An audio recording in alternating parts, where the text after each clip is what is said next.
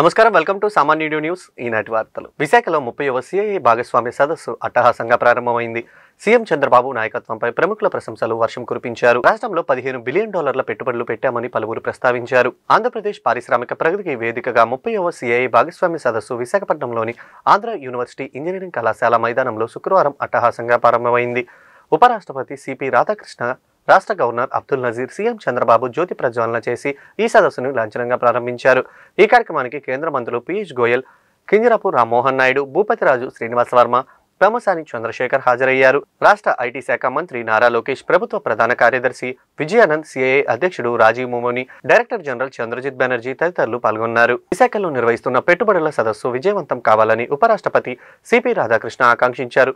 సుపరిపాలన, అత్యుత్తమ విధానాలచే ఏపీలో కూటమి ప్రభుత్వం ఆచరిస్తుందని తెలిపారు. 30వ సిఐఏ భాగస్వామ్య సదస్సుకు ఉపరాష్ట్రపతి సిపి రాధాకృష్ణ హాజరయ్యారు. ఈ సందర్భంగా ఉపరాష్ట్రపతి మాట్లాడుతూ ప్రధాని మోడీ నేతృత్వంలో ఆర్థికంగా సుసంపన్నమైన దేశంగా భారత్ ఎదుగుతుందని అన్నారు. సంపద సృష్టిస్తేనే ప్రపంచంలోనే పేదరిక నిర్మూలన సాధ్యమవుతుందని అన్నారు. ఏపీలో సుపరిపాలన, అత్యుత్తమ విధానాలనే సీఎం చంద్రబాబు ప్రభుత్వం ఆచరిస్తుందని తెలిపారు. అభివృద్ధికి, సంక్షేమానికి CM Chandrababu Naidu role model అని చెప్పుకొచ్చారు. ఉమ్మడి ఆంధ్రప్రదేశ్ ముఖ్యమంత్రిగా ఉన్నప్పుడు హైదరాబాద్ ను గ్లోబల్ ఐటీ కేంద్రంగా తీర్చిదిద్దానని అన్నారు. That is the only way that we can create wealth. Why we have to create wealth? Unless the wealth is created, the poverty cannot be eradicated anywhere. So doing business should be ease. Doing business should be a pleasant activity, and I am sure Andhra Pradesh, the destination for doing business, is the one of the most wonderful business environment created by this state government. And in business, you have to take the life achievements of the Andhra Pradesh Chief Minister Chandrababu Garu as a role model. Business is always one, there will be ups and downs. There will be boom, means there will be recession also. Chandrababu Garu started his political career, public life, as the Chief Minister of the United Andhra Pradesh. Today, our Hyderabad is one of the best centers of IT, and it is called as one of the best IT hub. It is all because of his hard work. He was the leader. How the modern economical development can take place. But unfortunately, the state has divided into two. All the hard work what he have put in, that area has gone with the other side of Andhra Pradesh, that is Telangana, and he has to start again from A. But what the most interesting thing what I have seen in his face is, when I have seen him nearly 3 decades back, the same enthusiasm, the same inspiration, the same apathy for development, what he has done there, he started here again in Andhra Pradesh. At no time, he is attracting so much of investments from all parts of the world. Every developed economy, every big companies want to invest. Healthy wealthy happy ఏపీని నిర్మించేందుకు తమ ప్రభుత్వం కృషి చేస్తుందని CM Chandrababu పేర్కొన్నారు. విశాఖ సదస్సును కేవలం పెట్టుబడులు, వాణిజ్య, వ్యాపారం ఒప్పందాల కోసం మాత్రమే కాదని స్పష్టం చేశారు. ఈ సమ్మిట్ మేధోపరమైన చర్చలు, ఆవిష్కరణల గురించి కూడా సీఎం చంద్రబాబు పేర్కొన్నారు. ఏపీలో పరిశ్రమలు, ప్రాజెక్టులు ఏర్పాటు చేసే వారి భూమి కొరత లేదని, వారికి వేగంగా భూమి పనులు కేటాయిస్తున్నామని ఆంధ్రప్రదేశ్ రాష్ట్ర ముఖ్యమంత్రి నారా చంద్రబాబు నాయుడు వ్యాఖ్యానించారు. పెట్టుబడులకు అనుకూలమైన 25 పాలసీలను రాష్ట్రంలో అమల్లో ఉన్నాయని వివరించారు. శుక్రవారం విశాఖపట్నంలోని సిఐఏ పెట్టుబడుల సదస్సులో సీఎం చంద్రబాబు పాల్గొని ప్రసంగించారు. On the top of the hill, facing towards sea, nowhere in the world this type of place. That is the place I am providing. All industrialists I am requesting, have second home in Visakhapatnam. That is the beautiful place, beautiful people, and also you will enjoy. And also from here, 1 hour, even we are going to have small airstrip also. Within 20 minutes, you will go to summer resort, Araku, and also Lamsingi, Padi area, which is the tribal area. I am requesting all of you, I asked my people to give you organic coffee, that is Araku coffee for all of you. It can stimulate and also it will remind our commitment towards industry. One of the best coffee, global coffee, we are promoting from tribal area. And also, anyway, you are going to leave tomorrow. Everybody has to taste our aquaculture food. Aqua food is very popular. 65% our Honorable Minister is here. 65% country's contribution on aqua is from Andhra Pradesh.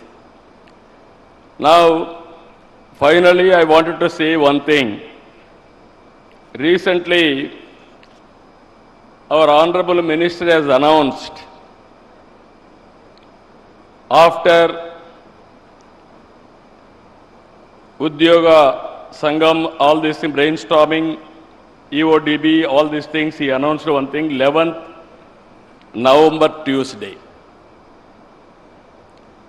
As on today in Andhra Pradesh, you don't have any problem with the land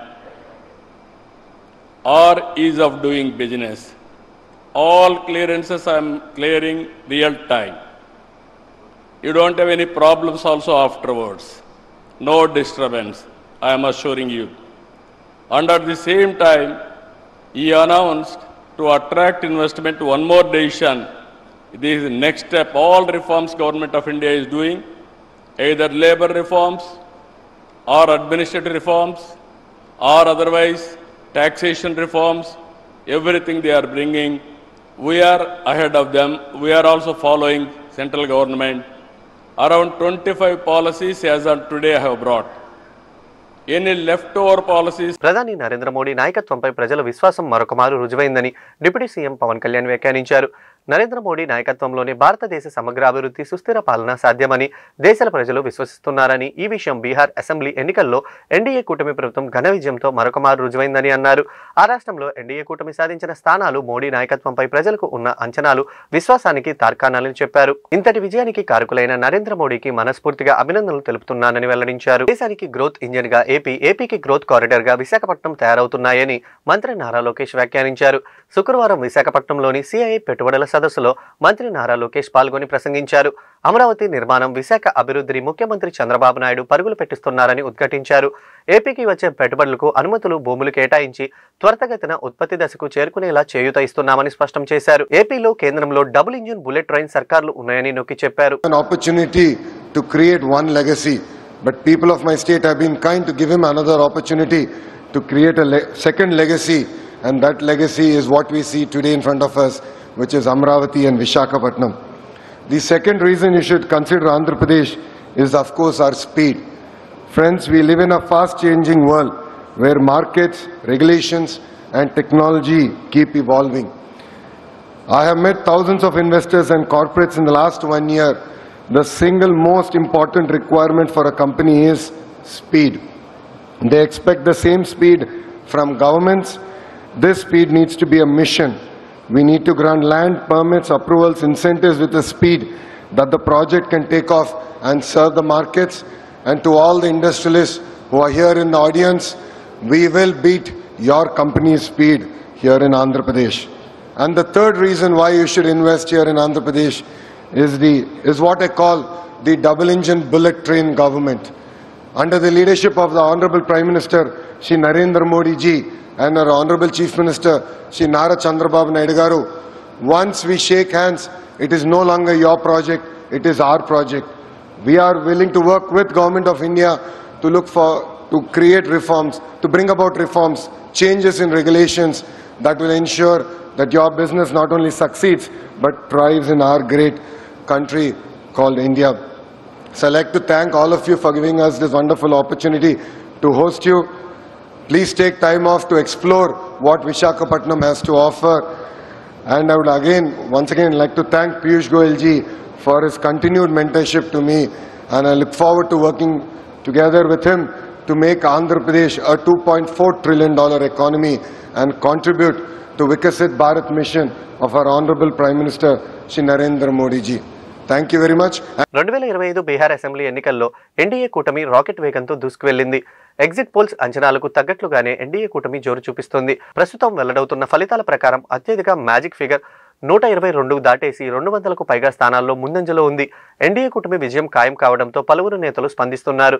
తాజాగా BJP నేత జీవీఎల్ నరసింహరావు మాట్లాడుతూ ఇది ప్రజలిచ్చిన అనుకూల తీర్పు అని పేర్కొన్నారు. Double engine సర్కార్ సమర్థవంతమైన పాలనకు ప్రజలిచ్చిన మద్దతని అన్నారు. ఈ రోజు ఉదయం వస్తున్నటువంటి బీహార్ ఎన్నికల ఫలితాలు అభివృద్ధికి, నరేంద్ర మోదీ గారి నాయకత్వానికి, రాష్ట్రంలో నితీష్ కుమార్ గారి నాయకత్వంలో ఎన్డీఏకి ప్రజలు ఇచ్చినటువంటి అనూహ్యమైనటువంటి ఒక పాజిటివ్ తీర్పిది. బీహార్ ఎన్నికలు అన్నవి నేను చూసిన గత 35 సంవత్సరాల్లో నేను అనేక ఎలక్షన్లు ఒక ఎన్నికల విశ్లేషకుడిగా చూడటం జరిగింది. ఈ ఎన్నికల్లో ఉన్నటువంటి పరిస్థితి నేను మరే రాష్ట్రంలో చూడలేదు. కేంద్ర రాష్ట్ర ప్రభుత్వాల పనితీరు పట్ల, బీహార్లో జరిగినటువంటి అభివృద్ధి పట్ల మా ఎన్డీఏ ఓటర్లు సంతృప్తి చెందటమే కాకుండా అపోజిషన్ ఓటర్స్ కూడా రాష్ట్ర ప్రభుత్వాన్ని కానీ కేంద్ర ప్రభుత్వ సహాయాన్ని కానీ ప్రశ్నించే పరిస్థితి లేనటువంటి మొట్టమొదటి ఎన్నికగా దీన్ని నేనైతే చెప్తాను. సాధారణంగా మన ఓటర్లు పార్టీ ఓటర్లు సంతృప్తి చెందినా ఇతరులు విమర్శిస్తారు. అటువంటి పరిస్థితి లేదు. ఎవరైనా వెళ్ళి చూస్తే మనం బీహార్లోనే పర్యటిస్తున్నామా? మీరు 5 ఏళ్ల క్రితం వెళ్ళిన బీహార్కి ఈరోజు మీరు పర్యటిస్తే వెళ్లే బీహార్కి పోలిక లేదు. అభివృద్ధి చెందిన రాష్ట్రంగా, మన తెలుగు రాష్ట్రాలతో పోటీ పడే విధంగా, కొన్ని సందర్భాల్లో ఇంకా బెటర్గా ఉందా అనిపించే విధంగా అక్కడ రోడ్ల నిర్మాణం జరిగింది. హైవేస్ నిర్మాణం కానివ్వండి, పవర్ సప్లై కానివ్వండి, ఎవరూ ఊహించని విధంగా అభివృద్ధి జరిగింది. అందుకే ఇతర రాష్ట్రాలకు వెళ్ళినటువంటి బీహారీ మైగ్రెంట్ వర్కర్స్ కూడా మేం పనిచేసే రాష్ట్రాల కంటే మా రాష్ట్రంలో ఇంకా ఈరోజు మౌలిక సదుపాయాలు మెరుగయ్యాయి అనే రీతిలో అక్కడ అభివృద్ధి జరిగింది. ఇది కేవలం కేంద్ర ప్రభుత్వం నరేంద్ర మోదీ గారి సమర్థన కారణంగా, రాష్ట్ర ప్రభుత్వ పనితీరు కారణంగా ఇది సాధ్యమయ్యింది. సో ఇంత పెద్ద ఎత్తున ప్రజలు పాజిటివ్ తీర్పు ఇవ్వటం అన్నది దాదాపుగా ఈ మధ్య కాలంలో చూడలేదు. మహారాష్ట్రలో కూడా మేము ఒక అనూహ్య విజయం సాధించాం.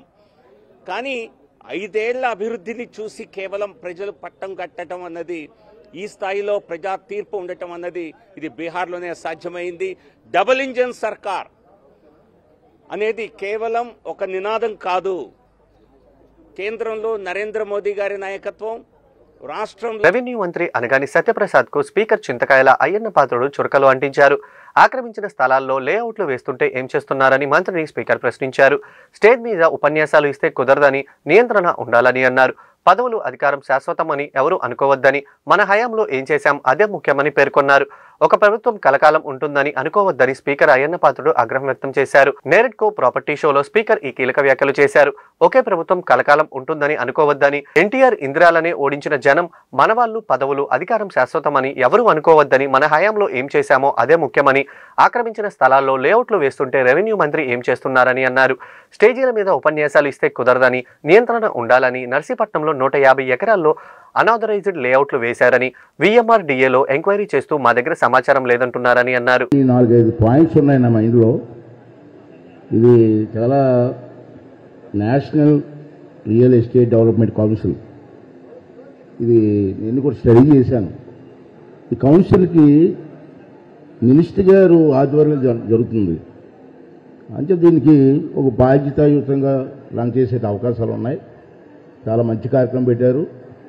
మరి ఈవేళ గతంలో కూడా ఈ ప్రాపర్టీ షోస్కి నేను చాలాసార్లు వచ్చాను. మరి మీకు తెలుసు, గత 6 సంవత్సరాల నుంచి, అంటే మన ప్రభుత్వం రాకముందు 5 సంవత్సరాలు చీకటి రాత్రులు, మనకి చీకటి రోజులు. ప్రాపర్టీస్ జరగలే. తర్వాత ఏమవుతుందో ప్రభుత్వం తాలూకు విధానాలు ఏంటో ప్రజలకి అర్థం అవ్వలేదు, నాయకులకి అర్థం అవ్వలేదు, అధికారులకి అర్థం అవ్వలేదు. అంటే కన్ఫ్యూజన్ వచ్చింది 5 సంవత్సరాలు. ఆ కన్ఫ్యూజన్లో రియల్ ఎస్టేట్ డౌన్ అయిపోయింది. ఇక్కడే కాదు, ప్రతి దగ్గర కూడా రియల్ ఎస్టేట్ డౌన్ అయింది. చాలామంది ఇబ్బందులు అయ్యారు. కొంతమంది తెలంగాణ ఇక్కడ పాడైపోయింది కాబట్టి తెలంగాణ వెళ్ళారు. మన వాళ్ళు చాలామంది వెళ్ళారు, నాకు తెలుసు. వెళ్ళి అక్కడ పెట్టి అక్కడే ఇబ్బంది పడ్డారు. నేను అడిగి ఎలాగొందో తెలంగాణ అంటే ఇక్కడ వాడేస్తారు అన్నారు. మళ్ళీ ఇప్పుడు మంచి రోజులు వచ్చినట్టు మన సూచనలు కనబడుతున్నాయి. సూచనలే కాదు, మనకు ఇప్పుడు ఎక్కడ చూసినా కేంద్ర ప్రభుత్వంతో సహకారంతో కానివ్వండి, పెద్దల సహకారంతో కానివ్వండి, ఈవేళ రాష్ట్రాన్ని ముందుకు తీసుకెళ్ళడానికి మంచి రోజులు కనపడుతున్నాయి మనకి. ఇటువంటి సమయంలో చంద్రబాబు నాయుడు గారు కూడా ఏ విధంగా కష్టపడుతున్నారో మనం చూస్తున్నాం. చంద్రబాబు నాయుడు గారు మా నాయకుడు కాబట్టి నేను పొగట్లే, ఉన్న విషయం చెప్తున్నాను నేను. అంచేత ఇటువంటి సమయంలో రాజకీయాలు మానేసి అందరం కలిసి రాష్ట్రం బాగు చేసుకుంటే మంచిది. ఒక అడుగు ముందుకు వేస్తున్నాం పురోభివృద్ధి. అన్ని రాజకీయాలే. మన తుఫాను వచ్చింది, చంద్రబాబు నాయుడు తుఫాను వల్ల తుఫాను రావడానికి చంద్రబాబు అట అంటే చంద్రబాబు నాయుడు వచ్చేద్దాం తుఫాను. ఏంటిది, ఏంటి మాట్లాడుతున్నారు? అటువంటి నాయకులని మనకు కావాల్సింది.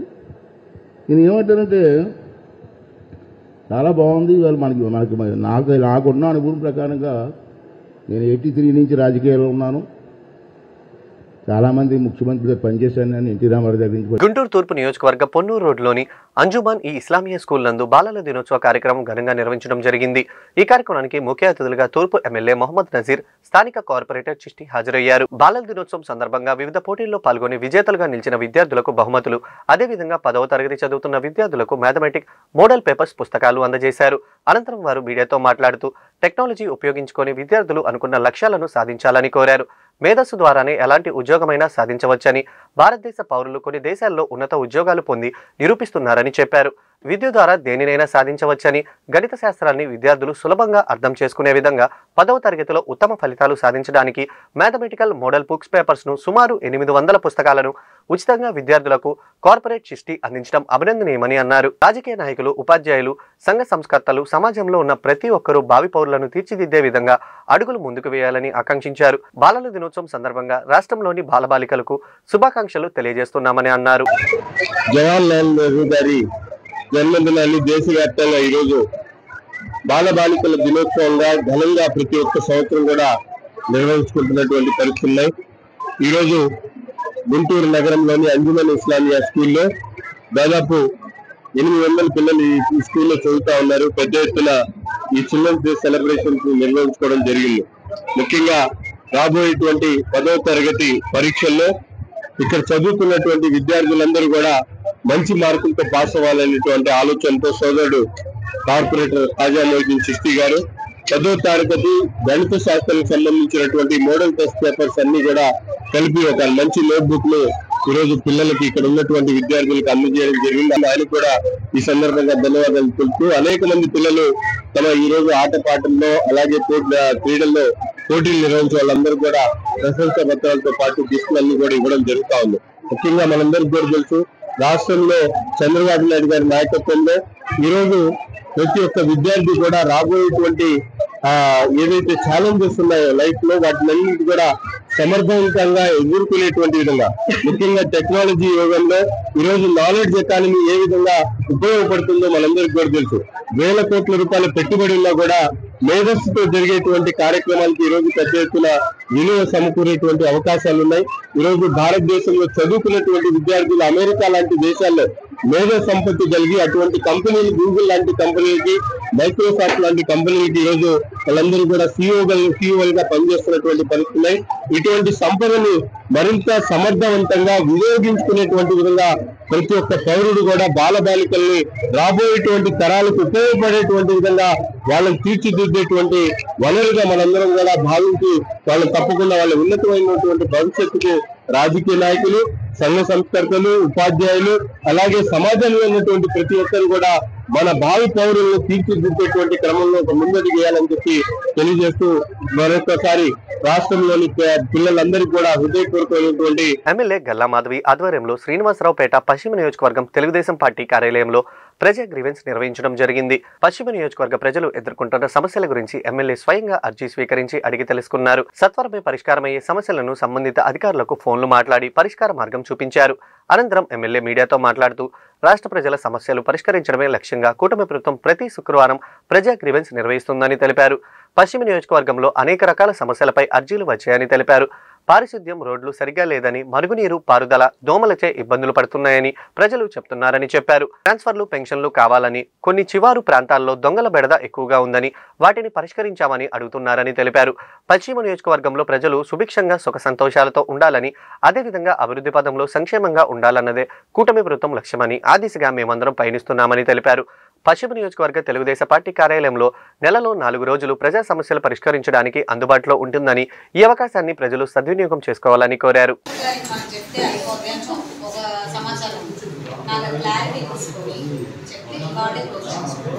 ఎందుకంటే అన్ని నియోజకవర్గాల్లో ఈ అయిపోయింది, మందే ఎక్కడ పెండింగ్ ఉందో నాకు చెప్పండి. పరిష్కారమే లక్ష్యంగా ఈ రోజు కూటమి ప్రభుత్వం మొత్తం కూడా యావత్ రాష్ట్ర వ్యాప్తంగా ప్రతి శుక్రవారం గ్రీవియన్స్ ని ఏర్పాటు చేసుకొని ప్రజల అర్జీల్ని తీసుకొని వారి సమస్యల్ని పరిష్కరించే ప్రయత్నం చేస్తూ ఉంది. గౌరవ ముఖ్యమంత్రి వర్యులు నారా చంద్రబాబు నాయుడు గారి ఆదేశాల మేరకు ప్రతి శుక్రవారం కూడా నియోజకవర్గంలో ఈ గ్రీవియన్స్ డే ని ఏర్పాటు చేసి ప్రజల సమస్యల మీద దృష్టి పెట్టి వాళ్ళకి సత్వరమే పరిష్కారాన్ని అందించే ప్రయత్నం ప్రతి ఒక్క ప్రజాప్రతినిధి చేయాలి అని చెప్పి ఆయన ఆదేశించడం, ఆ ఆదేశాల్ని శిరసావహిస్తూ ఈ రోజు గుంటూరు పశ్చిమ నియోజకవర్గంలో కూడా ప్రజా గ్రీవియన్స్ ని ఏర్పాటు చేసి అర్జీలు స్వీకరించడం, సత్వరమే వారికి పరిష్కారాన్ని సూచించడం జరుగుతా ఉంది. అనేక మంది అనేక రకాలైన సమస్యలతో మా వద్దకు వస్తున్నప్పుడు అది సత్వరమే వారికి మేము ఊరట కలిగించే ప్రయత్నం చేస్తూ ఉన్నాము. కొన్ని సమస్యలకి ఇంకా పరిష్కారం రావాల్సిన వాటికి మేము దిశానిర్దేశం చేస్తూ వాళ్ళకు ఒక అవేర్నెస్ క్రియేట్ చేసి వాళ్ళని మళ్ళీ ఫాలో అప్ చేసి వాళ్ళ సమస్య మొత్తం కూడా తీరేదాకా కూడా మేము వాళ్ళ వెంటే ఉన్నాము అని చెప్పి హామీ ఇస్తున్నాము. ఏదేమైనప్పటికీ పశ్చిమ నియోజకవర్గంలో ప్రజలందరూ కూడా సుభిక్షంగా సుఖ సంతోషాలతో ఇటు అభివృద్ధి పదంలో అదే విధంగా సంక్షేమంగా ఉండాలన్నదే కూటమి ప్రభుత్వం యొక్క లక్ష్యం. మా లక్ష్యం కూడా అదే కాబట్టి అందరం కూడా దీనికి కలిసికట్టుగా మేమందరం శ్రమిస్తా ఉన్నాం. పశ్చిమ నియోజకవర్గం ఆఫీస్ ఎప్పుడు కూడా వారంలో 4 రోజులు ప్రజల కోసమే ఓపెన్ గా ఉంటుంది. అందరూ కూడా దీన్ని సద్వినియోగపరచుకొని వారి సమస్యలతో ముందుకొచ్చి పరిష్కారాన్ని పొందుతున్నారు. అందరూ ఇంక ఎప్పటికీ కూటమి ప్రభుత్వానికే ఓటు వేసి గెలిపిస్తారు. ఈ రాష్ట్రంలో చంద్రబాబు నాయుడు గారి నాయకత్వమే వర్ధిల్లుతుంది అని చెప్పడంలో ఏమాత్రం ఆశ్చర్యం లేదు. ఇది ఇలాగే కంటిన్యూ అవుతుంది. సాధ్యమైనంత మేరకి రానున్న రోజుల్లో అసలు సమస్యలు లేని ప్రాంతంగా మేము తీర్చిదిద్దాలి అని చెప్పి కోరుకుంటూ మరి దీనికి సహకరిస్తున్న మా స్టాఫ్ మెంబర్స్ ఈ వార్తలు ఇంతతో సమాప్తం. తిరిగి మరి బులెటిన్లో మళ్ళీ కలుద్దాం. నమస్కారం.